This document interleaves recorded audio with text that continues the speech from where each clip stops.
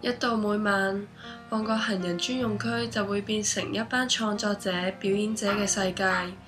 各式各樣嘅攤檔都會喺呢個時候出現。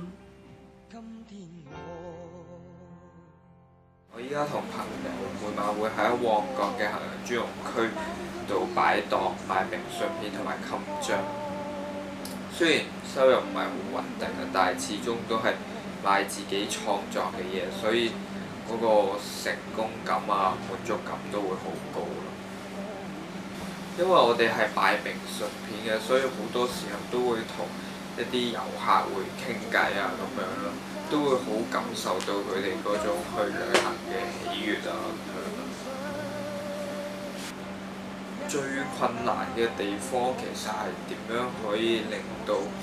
吸引人哋去停低去睇我哋嘅產品，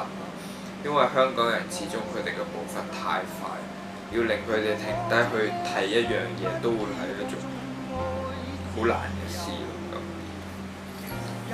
有一次有啲台灣嘅旅客嚟買 postcard 啦，跟住之後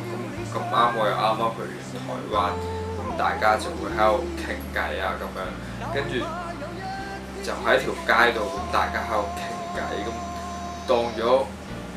係自己屋企咁樣咯。嗰次經歷真係好難忘。我覺得旺角呢一條街其實為好多有夢想嘅人提供到一個平台，一個機會。去展示佢哋嘅創作啊，俾佢哋去表演啊咁樣咯。可能有時會對一啲行人嚟講有少少唔方便，因為佢哋可能擺晒出嚟，但係其實可能就係呢一條街嘅特色，呢一條街嘅文化。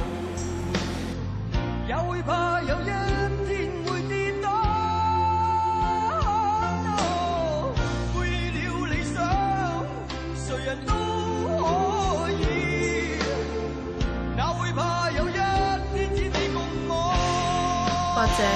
呢班擺檔嘅人，佢哋嘅共通點就係好善用呢條街，呢個行人專用區，佢哋一班追夢人嘅專用區。